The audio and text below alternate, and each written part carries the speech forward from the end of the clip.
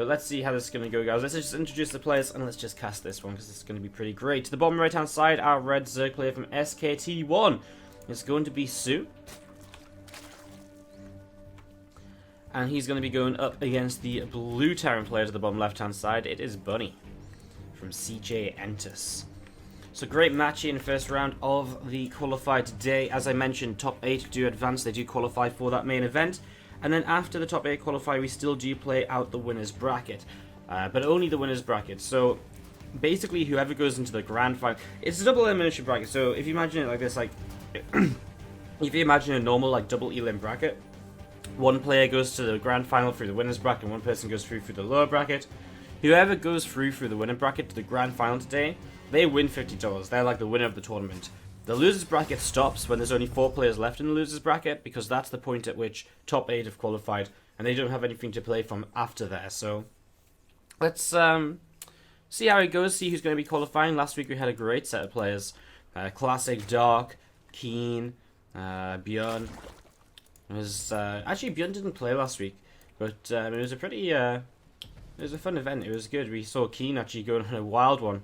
Made it all the way into that finals, and he played against... Actually, did he play against Björn? I don't think he did. I can't remember, because it wasn't actually... We actually had a week's break. So usually when this would be like fresh on my mind, this time it isn't. Who was this? soO, right? Yeah, it was soO, of course. soO won last week's Leifeng Cup. I remembered it just as I was opening up the bracket.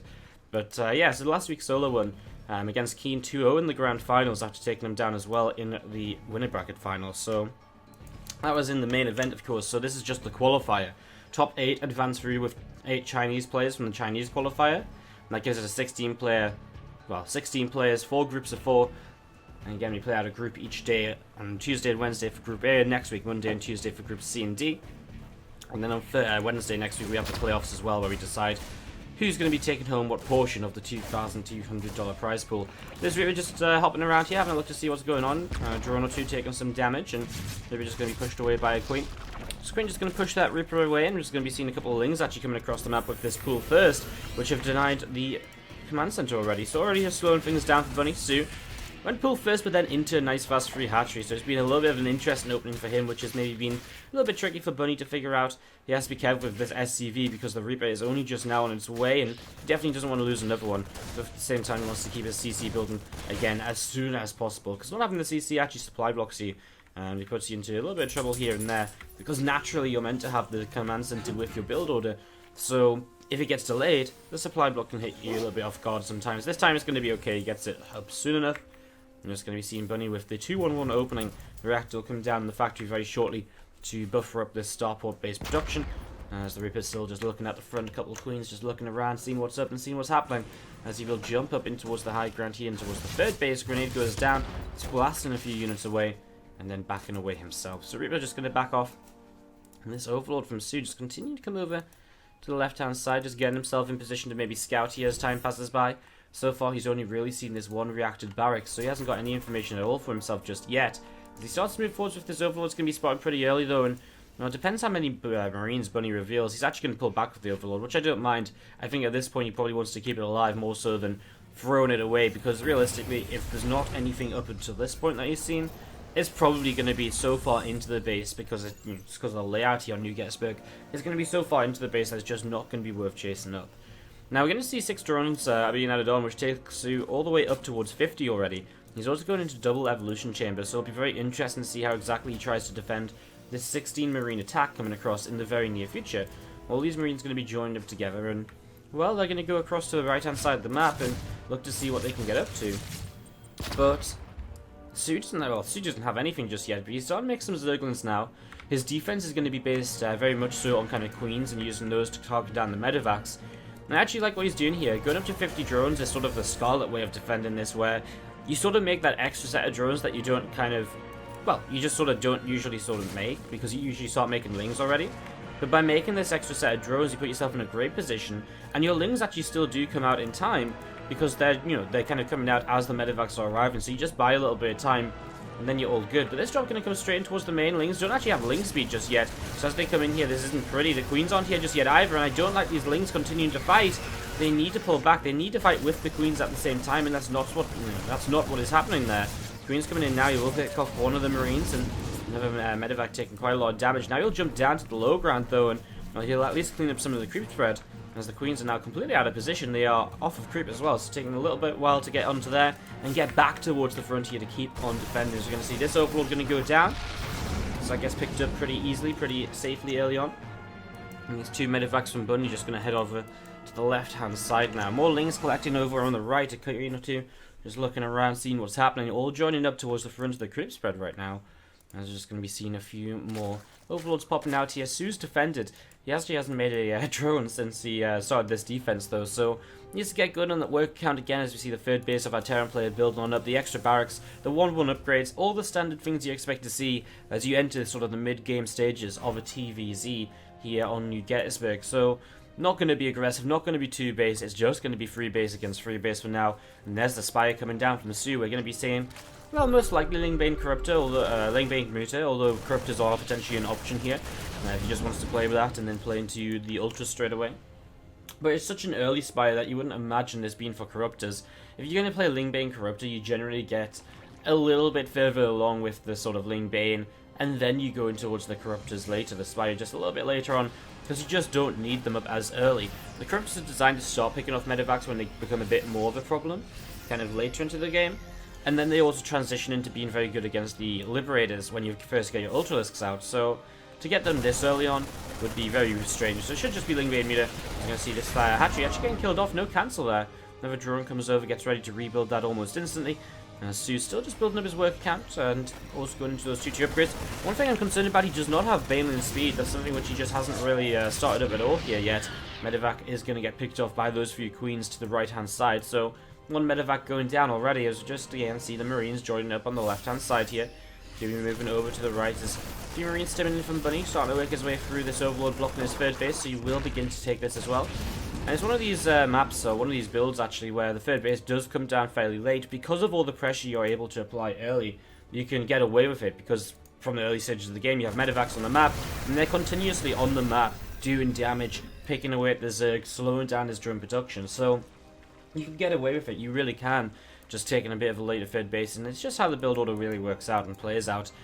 Baneling is actually only just now finishing, so that's why he didn't have Baneling speed. I was talking about Baneling speed as though he already had the Baneling nest, he was forgetting to start Baneling speed. He just didn't have a Baneling nest yet, so well, that's an interesting one. Very confident that he doesn't need it for a while, and that Ling Muta will just be able to do the job. Just going to be hoping that he doesn't have, or his opponent doesn't have enough units all joined up together and gathering themselves to push across the map as one large push, which isn't going to really be the case. There's that Baneling speed starting as well, so that'll be done in the next minute or so. As you see, a couple of Banes are going to be morphing in. Attacks starting to come through the bottom side as well. I mean, as these units do gather together, this is when Ling Muta on its own will be coming, get into this position where it's just not that great. Muta's going to chase this medevac away. There's still so many units on the south side, though, that so he has to be very careful about where he goes. Doesn't want to go too far forwards. Morphing in a few Baneless now. The first Word of Mine starting to join the army as well. And so just going to have to make sure he goes against them correctly, and that is perfect so far. But he just actually splash onto the Mutalisks, and oh no, the Zerglings was sat under their Mutas, and that was a disaster. Wow. Well, that was so much damage done by that Widow Mine. Not the best, considering it shouldn't have even been like sort of close to that. The Mutas had no right to be kind of running in towards that Widow Mine. No need to be running in towards that Widow Mine. Absolutely no need. And that is a little bit of a mistake. So I'm going to see some Marines lifting up, and we're just going to be seeing this medevac going to be dropping in towards the upper right here. Another Queen targeting down though. I mean, soO, for taking a big Widow Mine hit, is still looking fairly comfortable. He's cleaning up medevacs, and that's probably why, getting rid of a lot of the supply of the Terran player out on the map, and really just pushing him away. So this is nice. He did lose a few Mutas in his engagement down to the south side on this island base here, and didn't quite like that, but he is going to be able to rebuild those, restabilize his position, as this Leifeng Muta starts to come out in towards the center, and he's just going to be coming in and getting ready to fight against what's already an army starting to push forwards here. So he actually catches a medevac over here as well. He still doesn't have that many Banelings. He's only got 4 or 5 in the army, it's not that many at all, but at the moment, to be fair, the Zerglings alone look as though they might just be enough. He runs straight on in, doesn't even really seem to micro against the Widow Mines, because he just has so much, he doesn't care at all. Continue to push on forward, soO's continue to pick off unit after unit after unit. Lings continues to surround, and his Bioforce the Bunny are pulling all the way back to his natural expansion, but there's just really not anything over here anymore. Lings continue to push up forwards here, and the Mutas are going to chase in as well. Now, it's not the best position for Lings to fight in, but at the very least, he's going to be picking off the Medivacs with the Mutalisks, and he's getting some SCV kills as well. And he's already cleaning out the third base with some Zerglings. The wall is now up, so he's stopping further Zerglings getting in towards his natural. But the Mutas are still around, they're still picking off SCVs, and you can just see in the overall supplies how what has happened here. 153 to 83, and soO has so much money in the bank as well, and I'm not sure if he's saving that money. He might just not have lava, I guess. Yeah, he doesn't have lava just yet, which is his problem, but he might just be saving it to some extent as well, just for, you know, ultra space play and stuff like that. We're going to see these things just going to back away the Mutas too, and soO will just take a few moments to, again, regroup, restabilize, and then he'll just go again if he needs to, which he won't, because Bunny will type out GG, and soO is going to take game number 1 of this best of 3. How are you doing?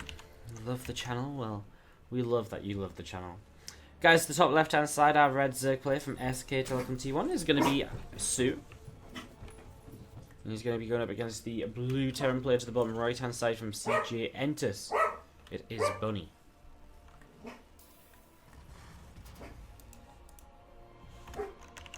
So you're just going to see this overload, so I'm to go over the map, and, well, King Sejong, a very different beast of a map to New Gettysburg. New Gettysburg, this large macro map, a lot of people would generally say Zerg focused, because it's a map which, well, Zerg favored, because it's a map which allows the Zerg to really just defend and get up into that late game nice and quickly. Then it sort of depends who has the better late game, but Terrans don't usually like to play on that map, because a lot of the Terran late game is about trading efficiently and denying Zerg bases. And that's so hard to do on New Gettysburg, because you just can't deny the bases, because it just goes split map. And if you can't deny the bases, then, you know, you can still trade efficiently, but the Zerg just continues to have more and more to throw your way, and eventually the idea is that they're probably going to get a chance to engage more frequently and just overrun you. So it's not a fun map for Terrans to play on. But King Sejong Station, on the other hand, is much, much more fun to play on.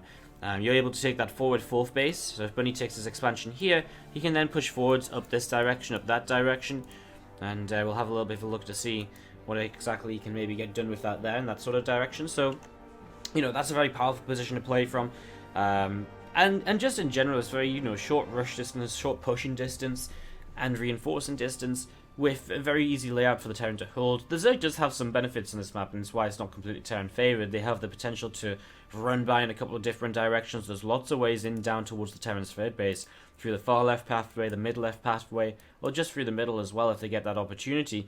They can even kind of hide over here and then come in that direction as well. So it's not an awful map for Zerg, but it definitely is kind of a bit Terran favored. In the early game too, those rocks that are kind of behind the, or just sat on the natural, well, those are very abusable by a Terran. You put a couple of tanks over here and you can hit a mineral line. So that's a very difficult position to deal with as well. So we'll see what soO decides to do to deal with this early. He's once again gone pool first, which means that this time he's going to have the Zerglings coming across on small, and will once again try and delay the CC on the low ground. It looks as though he's going to be able to do that. So coming in here, the couple of Lings moving on forwards, and they're going to start working their way through these through this SCV. So SCV's starting to take some damage, and you're going to see a couple of Marines just going to be popping out. Factory is going to be popping out here shortly as well. And one more Zergling coming forwards and just starting to work his way through this SCV. And he's actually going to be able to, again, deny it. So, nice little play here. Doesn't get an SCV kill, not just yet, and he won't. But still, delays the CC for a few moments and just makes up for that little bit of a later hatchery he took of his own in the early stages. As we're just going to be seeing the Queen popping out of the natural expansion. So Queen pops out, we're going to see a Creep Tumor coming down over here to the right side. I'm just going to be seeing soO popping down a hatchery on the third base as well. I remember way back in the older Leifeng Cups, there used to be kind of Leifeng Cup, the Leifeng Cup used to be a daily event, and then Leifeng Cups had like a monthly finals sort of thing. I remember in the first monthly finals, it was soO, he was one of the big players in it, in the kind of final, in some of the final matches. I can't remember if he actually won, I think he was very close. But yeah, it was soO, he was one of the big players in that, and that was always kind of interesting to see. In fact, I might try and have a little bit of a look at that, see if we can figure out some of the stats, because soO doesn't play in the Leifeng Cup often. But nowadays, of course, there isn't really much to play in Korea at the moment because of the downtime between between seasons. So kind of interesting. Yeah, there was back in 2014. There was 2 monthly events. I don't actually think there were those. I think there's the third one, which is the one that I'm sort of interested in talking about to some extent. Yeah, the first one definitely wasn't the first one. I think it was the third one in 2015 that they ran. And soO did very well in. River goes down here to the Queen, by the way. A couple of Hellions have come out, and he's got a couple of Widow Mines now to follow up as well. Double engineering behind this at home. As he just sets up and gets ready to go. So, just getting set up, getting ready to go, and I'm just going to be seeing a few Hellions. Well, they're actually going to start getting caught by the Zerglings, so with good micro, but he might be able to keep one of these alive. Looks as though he will. Good stuff from him, as the Hellion just back away over to the right-hand side. I'm just going to be seeing Buddy again, just moving forwards, and we're going to see what he can do. Widow Mine's going to burrow, and very nearly those Widow Mines going off on the Queen, but they're still just annoying because it's a location where you don't usually have detection at this sort of stage of the game.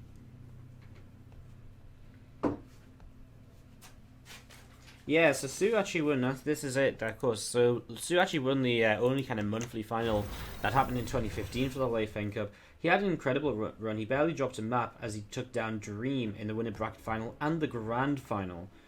He had a really sick run. This event soO did. It was I remember it was him versus Dream. Now he took down Hero as well. Took down Myungsik. I remember he had just like the sickest run. It was really sick. So yeah, soO's a Leifeng Cup kind of big champion before. Obviously we're on a newer format now. It's very different to how it used to be. Very different to how it used to be, but still, I actually like this new format. It gives us very competitive games every single Monday, Tuesday, and Wednesday. As I'm saying, we're live every single Monday, Tuesday, and Wednesday for the Leifeng Cup. We weren't last week because it was a Chinese holiday. We will be this week as well. Monday, Tuesday, Wednesday. Next week, Monday, Tuesday, Wednesday. Week after, Monday, Tuesday, Wednesday. You know, you get the point. Ben, that's going to be finishing up here shortly from soO. Going to be seeing the Lair has finished in the main base as well as this Hellion comes in. Going to be starting to roast away at this drone. So drone does go down. And these few Zerglings are soO going to continue to chase. So continue to chase, continue to see what's up and what's happening. You can see those Lings actually going to get hit by the Widow Mine. Blows up the Hellion in the process though. It's an interesting opening that Bunny's used. He's set up under free base and it's a very standard sort of follow-up that he's ended up in. But it's just the early stages. The two Hellions and the two Widow Mines is such an interesting combination to try and get damage done with early. It is. It's pretty unique, I'd say. As we're going to see some Lings and Queens continue to work their way through these rocks down here. So the rock's going to get taken down, just opening up the map a little bit. As we do see to the right-hand side, the fourth hatchery is going to be coming up as well. A couple of medevacs and these Marines also starting to move over. So as he hits +1/+1 stim in combat shields, he gets ready to attack. Going to be a little bit late on his +2/+2. His armory just didn't start up quite in time, so needs that to finish up here before he can go into his next set of upgrades. As soO gets ready to defend. Just Lings and a couple of Queens. It's not that much, but if he engages all at once, it should probably be about okay. So he's going to run on into the Queens. Not going to actually target the medevacs just yet, just targeting Marines. Will actually have to cancel the fourth base and rebuild it instantly. But still better than losing it like he did last time. I think he lost it and then... I can't even remember what happened. I think he lost it and then it came back. I really can't remember. Anyways, some more Lings just going to be gathering up together. I see a few Banes have been added on as well. Bane speed about to finish. So a bit of a faster Bane on us this time around, if I'm not mistaken. As the meters start to come out as well. So soO just back into this Ling Bane meter playstyle. I'm just going to be seeing this couple of medevacs continue to come up to the top side of the map. A lot more units going up the left-hand side as well. So this is where the Terran obviously gets into their kind of prime, where they start to pick away at kind of multiple kind of points of the Zerg. This guy's actually going to force a cancel. Oh, even gets a kill on the left-hand side. That's sort of okay from soO because actually he's got this base to the right-hand side at the same time. He sort of double expands, saying, well, if you take down one, you're probably not going to take down the other. So whenever I lose one of these bases, I'll have the other to rely on. So that's sort of okay. It's an okay way to approach this. Generally, the left-hand side base is the favored base because of having creep spread a bit further out a bit earlier to protect it. But in this case, actually, the creep spread's a bit further out on the right-hand side. So this is probably the more favorable base for him to keep hold of. However, soO's all the way over to the left. He has to rotate to the right-hand side now because all of a sudden Bunny once again finds himself pushing up the right here. He's going to be starting to attack in towards this third hatchery, or fourth hatchery. So he's going to start fighting on him here. Looks as though the Zerglings will be able to clean out and push this away before he runs into too much trouble. Keeps the hatchery alive, and that is important because he really wants to start setting up onto this fourth base now with gases and just that extra income that he will want with 77 drones that he can't get out of only 3 bases. Running again, the Meters are having not that great of a time actually getting targeted down by these Marines time and time again. Now there's a few too many Meters and the Marines will go down. Widow Mines are going to be the major issue here though. If they go off into that meter pack, there's a lot of low health Meters. You can see one of them going down there almost instantly. So 1 meter goes down. We're going to be seeing Lings continue to come in here once again. I'm just going to be seeing the Widow Mine going off, actually grabbing a whole bunch of Lings as he tries to come in and just again deflect on this base. Meters gathering together in the center of the map. And more bio forces just moving up through the center still. Bunny just continue relentless pressure. And this is exactly what we talked about in King Sejong. It's so easy to do this. As you can see, he just kind of keeps pushing forwards. He doesn't have a 4th base yet, but when he does, he'll take it here. And that just gives him a reinforcing position to really work with as well. And soO pushing forwards. He's actually behind on supply. He needs to be a little bit cautious. Does not want to, well, take trades which he can't afford. As we see more Marines collecting together to the left. We're going to see Queen going to be targeted down. This Extractor starting to fall as well, very quickly going down there. So Extractor goes down quickly, Meters will pick off a drop. And the difference in this game is that Bunny, couldn't get the right name out there, is that Bunny is really just doing more damage with each of these drops each time, and he's really pulling soO out of position. Something he couldn't really do on New Gettysburg because the bases are so much easier to defend. They're just in a better kind of location at all points of time. So he's not really been able to kind of do that. This time around, he's been able to do that much better this time around, and soO's just not being able to hold on against this. And as you can see right now, soO has just lost absolutely everything trying to fight against this on the high ground. So soO looks as though he's going to be down and out here in game number 2. And we're going to a 3rd game for our very first series of the day in this Leifeng Cup qualifier. As Meters coming around once again, Ling Bane will run on forwards and trying to just clean up a few more units. Widow Mine connects here as well. As again, Bunny continue to push up through the center of the map. Drones collecting themselves together to the right-hand side. Some Lings and Meters continue to move forwards as well. There's the GG though. And Bunny is going to take game number 2. And he's going to be tying this series up on Frozen Temple. soO spawns to the top left-hand side of the map. And he's once again open pool first to get a couple of Lings out early. He's been doing this every single game so far. As we have some racks coming into the top right-hand side. And there's going to be some Reapers starting to come out here. So 3 racks Reaper proxied from Bunny to try and win game number 3. And already soO is putting down a Rotron, so soO is obviously feeling something is up here right from the get-go. Fast Rotron, I mean, he might just want to be aggressive himself, but it's going to work out quite nicely for him. As we see the first Reaper comes in, nice grenade though, just grab himself a drone kill because of that, as though that being said, the Lings very nearly pick off a Reaper, so that is very, very scary then in the early stages. Does not want to lose the first Reaper. Every Reaper that you add on here becomes so much more powerful with the other Reapers because the number of grenades you have available to you, it's the amount of grenades you can spam. It's just the Reapers in general being able to clump up together is so much more powerful together than one by one. So not losing your first Reapers is so important here, as you're going to see those Reapers coming in and they are going to start to work their way through the natural expansion. So a little bit of damage here, going to hop back up and again look to see what's going on, what's happening, as you're going to see the Reapers continue to trade here, so a little bit more damage being done. We're going to be seeing some grenades coming down. For soO, it's very important he doesn't lose any, or too many drones here, because he isn't in the best of positions in terms of his economy. His economy is actually very weak compared to where it maybe should be at, as that grenade saving that Reaper there. The Roaches were in range, they just couldn't quite connect because we saw the grenade throwing them up into the air. So Reapers continue to join together. The benefit for soO is that while he's behind on drones now, he does already have kind of all the Roaches up that he needs to defend this. He's got Link speed as well, so a little bit of extra speed in the army. You can see the grenade coming down the ramp. And just having endless grenades is just going to be really, really powerful. So we're going to see a few Reapers just going over to the right-hand side. A few more Reapers on the way out as well from these barracks. And you know, just going to continue moving around, continue to harass us. Moving in once again, we're going to see a Ravager shot picking off a Reaper or so. And just a little bit more damage continuing to be done. Zergling's coming down to the bottom right. As we're going to be seeing, again, still just from Reapers out the front. Just looking to see what's going on, looking to see what is happening. Another Ravager morphing in on the high ground. So another Ravager just morphing in on the high ground and still just looking to see what exactly these Reapers are going to get up to. And as you see, feelings across the map though is very annoying because it does kind of put you in a position where you do have to send something home to deal with that. So those Lings put themselves in a nice little spot there, and Reaper's still just jumping around. I love the grenades. That's so well placed every time here by Bunny. Just to make sure he's getting the most out of them, to make sure it's making it as difficult as possible for Zerg players. The Zerg Reaper just coming across the map, and these Zerglings will just have to go back home now. And soO's still just adding on drones. Nice, 3 Ravagers picking off Reapers one at a time. What is Bunny doing? Why is he committing to this? That is not how you want to trade. I mean, he just picked off, what, he picked off like a Roach? and he lost like 3 Reapers. That is not what you want to do. The Ravagers are so good against the Reapers because they have that little bit of extra range, and that kind of helps you out. And having 3 means you one-shot a Reaper. So that's the kind of power of soO's army right now, and that commitment from Bunny to just run in and keep on fighting under Ravager fire is absolutely insane. We're going to see him. It doesn't actually quite take one of the shots there off the Ravager. As going to be seen now, the Ravagers continue to move on forwards, and just looking to see what they can get done. It might not be 3 shots of Reaper. I think it might be 4 shots of Reaper, but still a similar idea. I mean, he gets a very low with the Roach mixed in there as well. And actually, we're going to see a bit of a counterattack. Now, I'm not sure how I feel about this. I always feel whenever someone tries to counterattack against Reapers, it never goes well. And already, one Ravager getting caught off just at the back here, gets very low on health already. Could continue to move across, continue to see what he's going to be able to get up to. So Ravager's moving down to the bottom right-hand side. Natural CC is going to float into position now. Third CC is not in existence, as he's actually built up a tank here, so it's actually going to work out quite well for him. He actually has the high ground vision coming up, though, with this Overlord.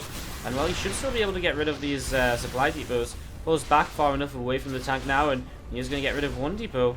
Or is he? He needs the corrosive battles really badly here. Pushes the SCVs away. That should be enough. He's going to take that down. Another one as well, taking quite a bit of damage. Should be able to get the kill before the tank comes in. 2 depots killed, a Marine as well. A few corrosive battles once more, just pushing this back a little bit. And now Small Ling's getting ready to go. The wall will come back up, as we're going to see now. The corrosive battles will come straight onto the siege tank. It goes down instantly, and that's awkward because now there's nothing left to defend. Another tank's about to pop out, but not before the depot goes down, and the Zerglings get access to the base, which means they can just wrap around the siege tank, and what's it meant to do from there? Just die pretty much straight away. We're going to see Ravagers coming up the ramp, and, well, even if they do get cleaned out, which is very likely, I mean, there's not very many of them, they're on low health, but they're going to get so much damage done before they get cleaned out, and those corrosive battles just back up that idea. As you see a few SCVs going down. Marines actually being made out of these racks right now, going forwards and trying to fight. The Reaper's going to go back across as well, but only trying to see what he can get done as his last Ravager over here of soO is still actually picking off Marines, just kiting backwards, stepping away. I mean, you can see here soO's just building up a few more roaches, gathering them together. He knows how much damage he's done. He knows he can probably afford to lose the 3rd base. If he doesn't need, you know, if he wants to lose it here, he can probably afford that. And look at this, Bunny knows he's dead, so he's going to go forwards and just pull SCVs as well with this siege tank. And he's just going to gather everything together to go for one last push to try and end this game. And try and put himself into the next round of the Leifeng Cup qualifier here today. Bunny just moving forwards to see a few Marines start to do some damage, and Roaches and Ravagers kiting back, but as we see units continue to take more damage here. The SCVs do make this a little bit awkward. So he's just going to keep on kiting backwards, especially with the creep spread on his side. It's going to be fairly favourable for him as he thinks about running in. Still just kiting back, doesn't really want to fight in until he gets rid of the SCVs. And there we go. Now he can fight in. There's nothing to tank anymore. And you can see it's an overwhelming army of soO. But he tries to kite all the way into the corner. But at this point he knows it's over. He tries to target down the Ravagers just to make something out of this. But that's a GG, and that is soO. He was going to advance through into the next round of the qualifier here.